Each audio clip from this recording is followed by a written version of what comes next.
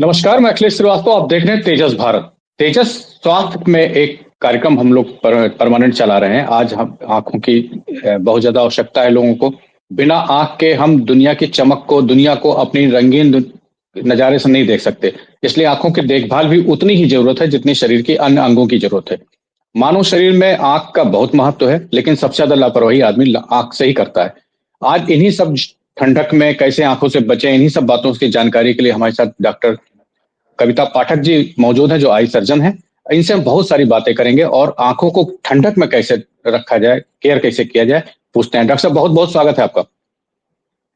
नमस्कार, धन्यवाद। सभी ग्राहकों डॉ- सारे दर्शकों को मेरा नमस्कार है। जी जी, डॉक्टर साहब, जी, ठंडक में आंखों की देखभाल कैसे करें? ठंडक हमारी आंखों के लिए काफी हानिकारक हो सकती है। उसके कई जी कारण होते हैं और जो मुख्य कारण होता है वो होता है आंखों में ड्राइनेस का होना। हमारी जो दिनचर्या होती है, जो हमारी लाइफस्टाइल है सर्दियों में, उसका हमारी आंखों की ड्राइनेस पे बहुत ज्यादा असर पड़ता है। सबसे पहले जैसे कि हम कहते हैं कि हम सर्दियों में ब्लोअर का इस्तेमाल या हीटर का इस्तेमाल दिन भर करते हैं।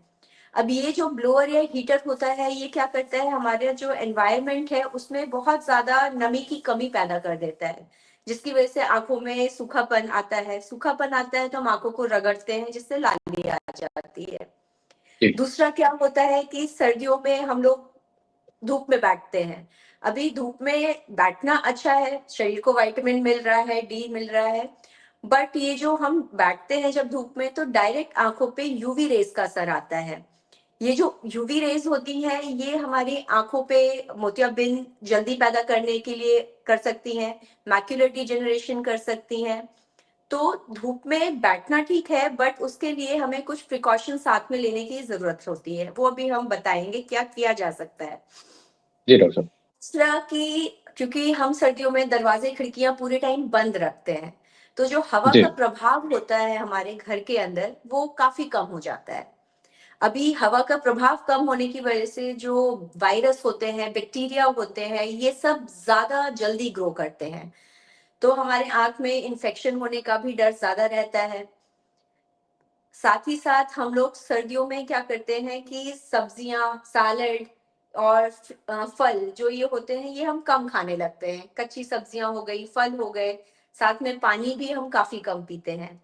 तो ये जी सब जो चीजें होती हैं, ये आंखों में सूखापन पैदा करने लगती हैं। साथ में विटामिन डेफिशिएंसी से भी आंख में इंफेक्शन होने के काफी चांसेस बढ़ा देती हैं। दूसरा कि हम जी क्या करते हैं कि ठंड में हमारी आउटडोर एक्टिविटीज भी काफी कम हो जाती हैं। बच्चे बाहर खेलना कूदना कम कर देते हैं। तो अभी फ्री टाइम में क्या करेंगे, मोबाइल देखना होगा, टीवी देखेंगे। ये सब जी जो होगा, ये हमारी आंखों में ड्राइनेस पैदा करता है, प्लस थकान पैदा करता है। जब ये जी सब चीजें होंगी, ड्राइनेस होगी, थकान होगी, तो हम आंखों को आराम देने के लिए आंखों को रब करते हैं कई बार। वो भी बिना हाथ धुले कई बार आंखों को रब करने लगते हैं। तो जी ये सब जो चीजें होती हैं, ये आंखों में इन्फेक्शन के चांसेस को काफी कुछ बढ़ा देती हैं। और जब सूखापन होता है आंखों में, जो कि हमारी टीयर फिल्म होती है आंखों में, वो उसकी जी कमी की वजह से इन्फेक्शन के चांसेस बढ़ते हैं। क्योंकि जो टीयर फिल्म होती है आंखों की, उसमें कई सारी बैक्टीरिया को मारने वाली तत्व होते हैं। अब वो जी टीयर फिल्म ही अगर कम हो रही है सूखेपन से, ड्राइनेस से, तो फिर जो इन्फेक्शन के चांसेस है वो काफी बढ़ जाते हैं। तभी इसके लिए हम लोग बहुत सारी कुछ प्रिकॉशंस होते हैं जो हमें लेने चाहिए सर्दियों में।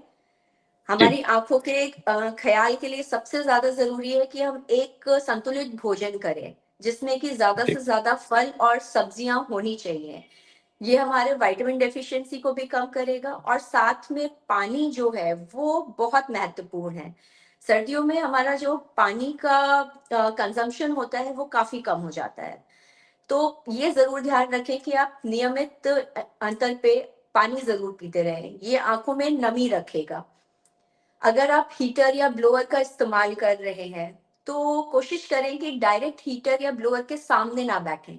वो जो गर्म जी हवा हमारी आंखों पे लगती है, तो वो क्या करती है, हमारे जो आंखों का टीयर फिल्म है, उसको इवेपोरेट कर देती है। तो आंखों में सूखापन आने लगता है। अगर हीटर का जो टेम्परेचर है वो हम कम से कम रखें। दूसरा कि ह्यूमिडिफायर यूज कर सकते हैं, आजकल घरों में लोग लगाते हैं अपना, चाहे एसी चल रहा हो या ब्लोअर चल रहा हो। ह्यूमिडिफायर जो हमारा है, हमारे पूरे एनवायरनमेंट का जो नमी है उसको मेंटेन रखता है। अच्छा।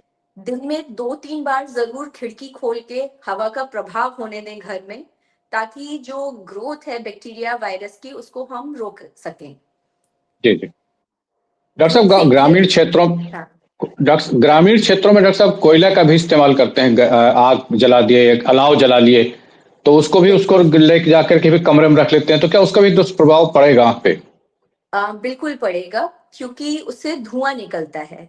जो जी। धुआं होता है वो हमारी जब आंखों में लगता है तो उसके छोटे छोटे कण जो कार्बन होता है वो हमारी आंखों में इकट्ठा हो सकता है, जो कि इरिटेशन पैदा करेगा, रेडनेस करेगा। आप आंखों को रब करेंगे और ड्राइनेस तो करेगा ही, जो कि जैसे कि आपका हीटर कर रहा है गरम तेज आंख में लगने से। तो जी। कोयला या अलाव जो भी जला रहे हैं उसका जो ड्यूरेशन होना चाहिए वो बस उतना ही रखा जाए जिसमें आपका घर गर्म रहे, बट आपका थोड़ा सा हवा का प्रभाव और थोड़ा सा आप उससे दूरी बनाए रखना, ये बहुत ज्यादा जरूरी है। जी। दूसरा, हमें करना क्या चाहिए सर्दियों में, क्योंकि हम थोड़े से आलसी हो जाते हैं, बाहर निकलते नहीं हैं, बट कोशिश जरूर करनी चाहिए कि आप एक जी। रेगुलर टाइम पे अपना एक्सरसाइज जरूर करिए। उससे एक जी। तो जी। आपकी शरीर में ऑक्सीजन जो बढ़ेगी वो भी आंखों के लिए काफी लाभदायक होती है। दूसरा, जो थोड़े से एल्डरली, जो थोड़े ज्यादा उम्र के लोग हैं जिनमें डायबिटीज है, हाइपरटेंशन है, तो एक्सरसाइज से वो कंट्रोल में रहता है। डायबिटीज और हाइपरटेंशन अगर आपका बढ़ रहा है तो वो आंखों पे बहुत ही ज्यादा दुष्प्रभाव डालता है। जी। आपके रेटिना के लिए भी हार्मफुल होता है, प्लस आपका मोतियाबिंद भी बहुत जल्दी बढ़ाता है। आंख में डायबिटीज या हाइपरटेंशन अगर आपको ज्यादा हुआ बढ़ा सर्दियों में तो फिर वो आंख के अंदर आपका ब्लीडिंग भी करता है। तो ये बहुत जरूरी है कि आप अपने डाइट के साथ साथ एक रेगुलर एक्सरसाइज भी अपने डेली रूटीन में शामिल करके रखें। जी। बाहर निकलते टाइम, धूप में निकलते टाइम एक चश्मा जरूर लगाएं आंख पे, ताकि यूवी रेज जो है वो आंख में आपका जो दुष्प्रभाव है, जो कि मोतियाबिंद होता है, मैक्युलर डिजनरेशन होता है, उसके दुष्प्रभाव से आप अपनी आंखों को बचा सकें। जी। हम्म। तीसरी चीज डॉक्टर साहब, ये पूछा गया, जानकारी चाहते थे लोग, दर्शकों का भी था कि इस समय हाँ। आंख सुर्ख में हो जाती है या आंखों के नशे में लालपन आ जाता है काफी, जो काफी गड़ता है, हाँ। जलन टाइप की होती है, ये बिल्कुल। क्या है और इससे कैसे बचा जा सकता है?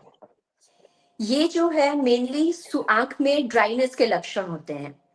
जब जी। आंख में ड्राइनेस हो रही है आप आंखों को रगड़ेंगे, क्योंकि आपको आंख में ड्राइनेस की वजह से गड़न होती है।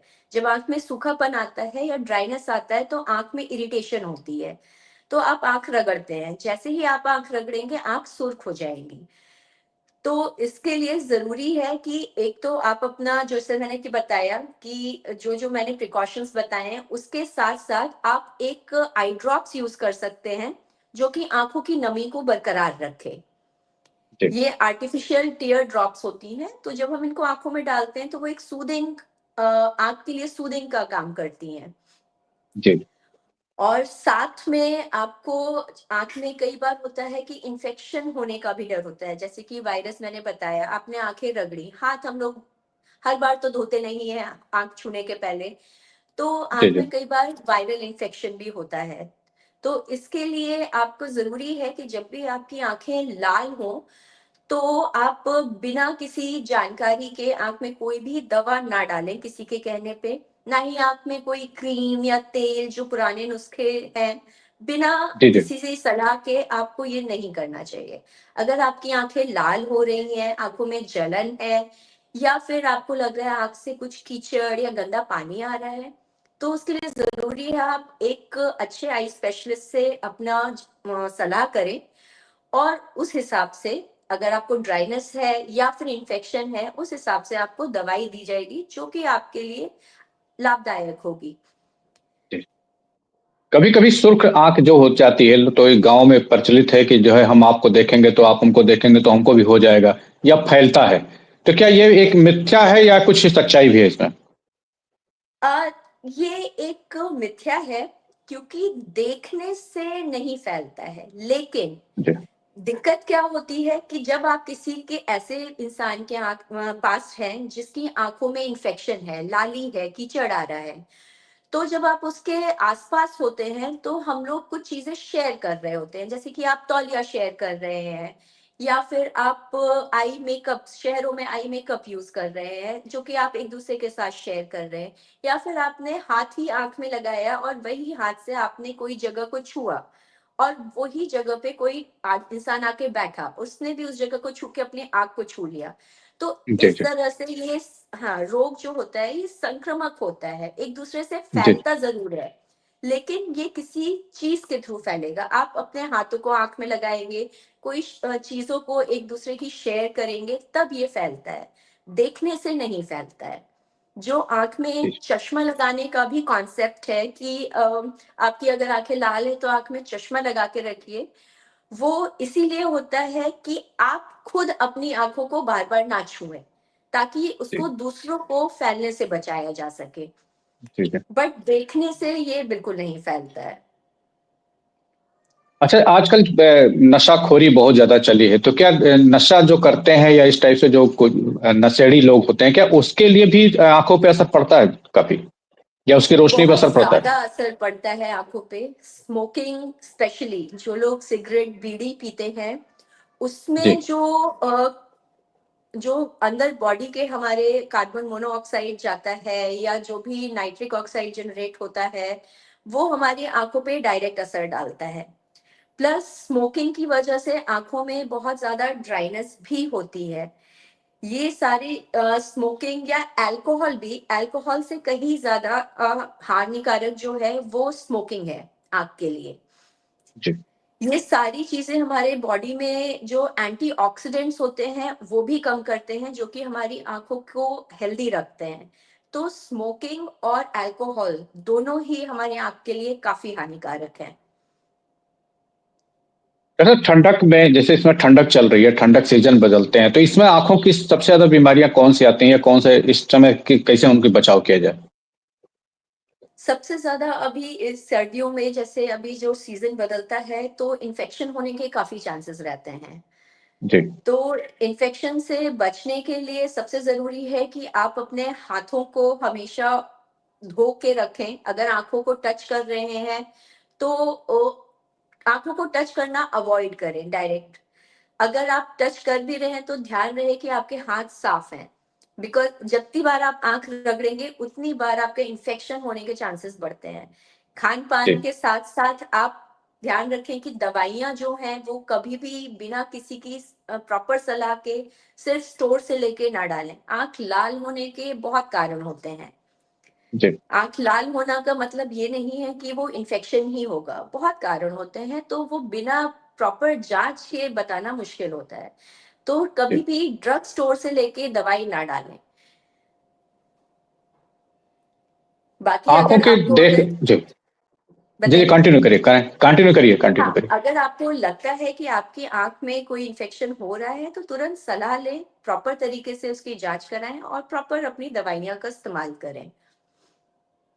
प्राय देखा गया है डॉक्टर साहब कि ग्रामीण क्षेत्रों में जो हालांकि सरकार बहुत ज्यादा जागरूकता अभियान चलाती है, जिलों में उसकी समितियां बनी हैं, डिस्ट्रिक्ट मजिस्ट्रेट उसके अध्यक्ष होते हैं, अंधता निवारण के लिए काफी जागरूकता फैलाई गई है, लेकिन उसके हाँ, बावजूद भी कहीं ना कहीं झोला छाप डॉक्टर गांव में जा करके अपना ब्रीफकेस लिए, वहीं पे झोला पता नहीं क्या चेक भी नहीं करते ढंग से, और चश्मा लगाए, दो तीन चश्मा लगा दिया, पता चला ये ठीक है तो हाँ बस वही ठीक है। क्या ये उचित है या कि अच्छे सर्जन के पास जाकर के अपनी आंख प्रॉपर चेक करा के फिर इसका इलाज कराना चाहिए? मैंने पहले भी आपको बोला कि प्रॉपर तरीके से जाँच होना बहुत ज़रूरी है, क्योंकि एक ही तरह के लक्षण कई अलग तरह की बीमारियों में हो सकते हैं।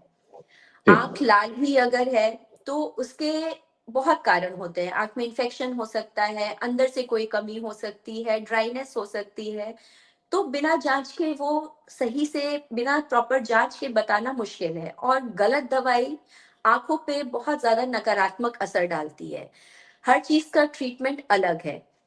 किसी में स्टेरॉइड चाहिए, किसी में एंटीबायोटिक चाहिए, तो एक ही दवाई हर एक लाल आंख में नहीं चल सकती है। वैसे ही चश्मे का है।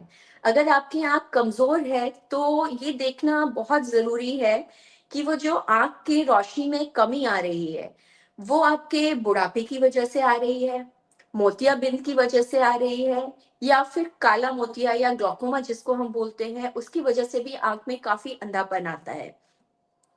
हर एक चीज़ को सिर्फ़ चश्मा लगा के ठीक नहीं किया जा सकता है। और अगर उस टाइम पे चश्मे से रोशनी बढ़ भी जाए, बट अगर हम उसका जो मुख्य कारण है आंख में रोशनी की कमी आने का, अगर हम उसको सही टाइम पे सही इलाज नहीं देंगे, तो वो आगे जाके अंधापन भी पैदा कर सकती है। जैसे कि मोतियाबिंद हो गया। मोतियाबिंद अगर जी सही टाइम पे आप नहीं पता करते हैं, तो वो पक जाता है। पकने के बाद आंख में फटता भी है।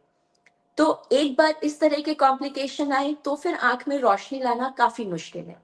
वैसे ही काला मोतिया या ग्लूकोमा जो होता है, इसको हम साइलेंट थीफ ऑफ विजन बोलते हैं, क्योंकि इसमें कोई लक्षण नहीं होते हैं। इंसान कहता है कि हमें आंख में भारीपन है, आंख सर में दर्द रह रहा है, चश्मे का नंबर बदल रहा है। तो अगर एक झोला छाप जो भी वहां पे बैठा है डॉक्टर, तो जी वो जी आपका क्या करेगा? वो आपके कोई ड्रॉप दे देगा, या फिर आपको कोई चश्मा लगा देगा उस टाइम पे।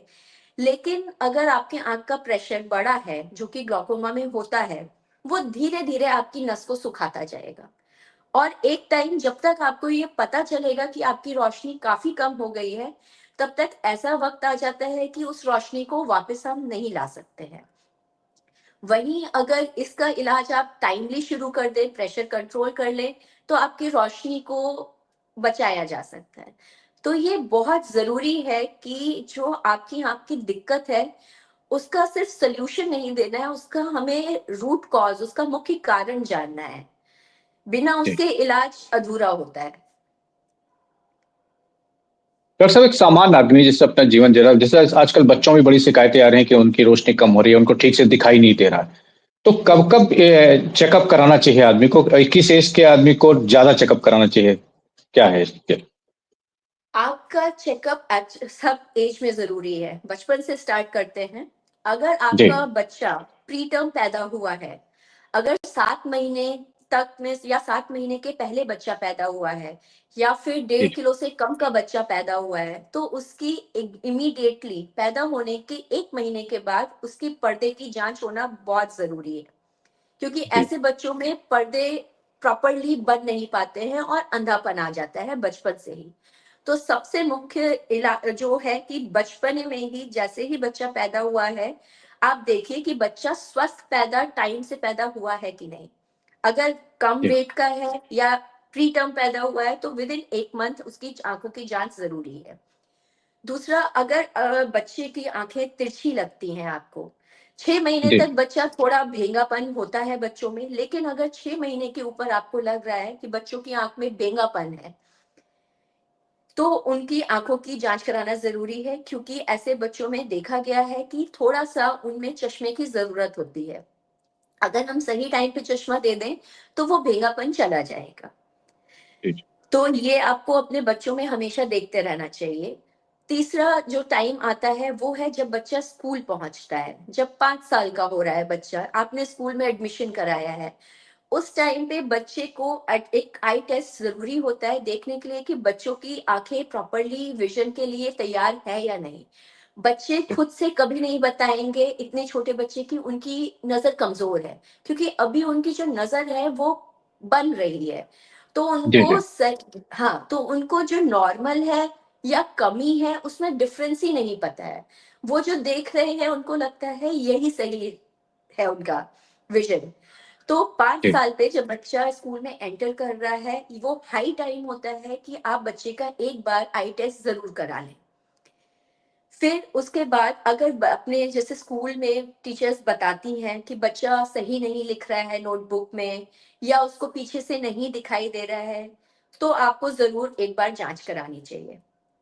अगर बच्चों में आपका चश्मा लग गया है, तो हर 6 महीने पे बच्चों की नज़र जाँच कराना ज़रूरी है, क्योंकि बच्चों की नज़र जो है वो बहुत जल्दी-जल्दी बदलती है। जैसे-जैसे उनकी ग्रोथ हो रही है, वैसे ही वैसे उनकी आँख की भी ग्रोथ हो रही है। तो जी, उनका चश्मा जो है, अगर उनको लगा है तो हर 6 महीने पे जाँच करानी ज़रूरी है, ये देखने के लिए कि उनका नंबर बदल तो नहीं गया है। एक बार अगर नज़र में कमज़ोरी आ गई, जिसको हम एम्ब्लायोपिया बोलते हैं, अगर जी, आँख दब गई, तो फिर उसमें रोशनी लाना मुश्किल है। अगर आपके किसी भी फैमिली में, इसके बाद आता है कि अगर आपके किसी भी फैमिली मेंबर में ग्लाकोमा की हिस्ट्री है, काला मोतिया जिसको बोलते हैं, जी, जी, तो जी, ऐसे लोगों को यंग एज में 20 साल के जो यंग एडल्ट्स होते हैं, उनको अपनी आँखों की प्रेशर की जाँच ज़रूर करानी चाहिए। क्योंकि उनमें संभावना ज़्यादा होती है, जिनके माता-पिता में ग्लाकोमा की शिकायत है, तो उनको अपने एक बार आँखों की जाँच ज़रूर करानी चाहिए देखने के लिए कि उनके अंदर ये सेम कंप्लेंट ग्लाकोमा की आ तो नहीं रही है। जी, इसके बाद फिर अगर आपको कभी भी, एडल्ट्स के लिए है, वयस्कों के लिए है ये, अगर आपको कभी भी अपनी आँख की रोशनी में कमी लगे, तो आपको जाँच करानी ही करानी है, क्योंकि वो अभी मैंने जैसे बताया, मोतियाबिंद हो सकता है, ग्लाकोमा हो सकता है, आँख के पर्दे की बीमारी हो सकती है। ये सब थोड़े ओल्ड एज की बीमारियाँ हैं। तो अगर आपको जी। कभी भी अपनी आँख की रोशनी में कमी लग रही है, तो इमीडिएटली अपने डॉक्टर को कंसल्ट कीजिए। और उनसे डॉक्टर साहब से बिना राय लिए आप अपनी तरफ से कोई इलाज ना करें, तो अच्छा रहेगा। डॉक्टर बिल्कुल, साहब आपने ये तो बहुत सिर्फ़ आँख के बहुत लिए जी, नहीं, ये सिर्फ़ सभी आँख के के लिए लिए ज़रूरी। नहीं, ये सारे बीमारियों के लिए लागू होता है कि बिना डॉक्टर के जी, जी। कंसल्ट किए बिल्कुल कभी भी कोई दवा या इलाज ना लें। आपने बहुत अच्छी डॉक्टर साहब जानकारी दी हमारे दर्शकों को। IR जाड़ों में क्या आपने जो उम्र के हिसाब से बताया कि आँखों के चेकअप करना चाहिए, बहुत बड़ी बात है और बहुत अच्छी जानकारी आपने दी। आपसे फिर कभी दोबारा बैठेंगे आपके साथ और आपके साथ बहुत सारी आँखों के और बीमारियों के बारे में जानेंगे। डॉक्टर साहब आपसे हमसे जुड़ने के लिए बहुत-बहुत धन्यवाद। जाने से पहले डॉक्टर साहब अपना एक परिचय दे दीजिए और आप मिलेंगी कैसे दर्शकों, अगर हमारे जो दर्शक आपसे आय उनको आय के लिए दिक्कत हो तो आपसे कैसे संपर्क करें? मैं डॉक्टर कविता पाठक हूँ। मैंने जी, अपना पीजी जो है वो डिप्लोमा किया एरा मेडिकल कॉलेज से, और फिर डीएनबी की है ऑफ्थेल्मोलॉजी में विवेकानंद आई हॉस्पिटल से। इसके बाद मैंने एक फेलोशिप की है फेको की, एचवी देसाई आई हॉस्पिटल, जो कि पुणे का जाना-माना हॉस्पिटल है, वहाँ से। जी, जी, मैंने कुछ टाइम के लिए सहारा और हेल्थ सिटी में काम भी किया है एज़ अ आई कंसल्टेंट। अभी मैं अपना जो है वो खुद का अस्पताल चलाती हूँ, विबग्योर आई हॉस्पिटल के नाम से, जो कि गोमती नगर में विनीत खंड में है। तो जी। आप बिल्कुल ऑनलाइन अगर सर्च करेंगे डॉक्टर कविता पाठक, आपको कॉन्टैक्ट डिटेल्स और एड्रेस सब मिल जाएगा। अगर आपको कोई भी दिक्कत है, आप डेफिनिटली कॉन्टैक्ट करिए। I will be happy to help you all. Doctor साहब और एक चीज और पूछता है कि आपका कोई वीकेंड भी होता है या आप कब से कब तक क्लिनिक पे उपलब्ध रहती हैं? हाँ, मैं मंडे से सैटरडे सुबह 10 से 2, शाम को 4 से 7 बैठती हूँ। संडे जी, अगर कोई पहले से अपॉइंटमेंट लेता है, तो 11 से 1 के बीच में अपॉइंटमेंट के बेसिस पे संडे को देखती हूँ। संडे जी। रेगुलर नहीं है, सिर्फ़ अपॉइंटमेंट बेसिस पे जाती हूँ। हमसे जुड़ने के लिए डॉक्टर साहब बहुत बहुत धन्यवाद। बहुत अच्छी जानकारी आपने दी। बहुत बहुत धन्यवाद। Thank you. धन्यवाद।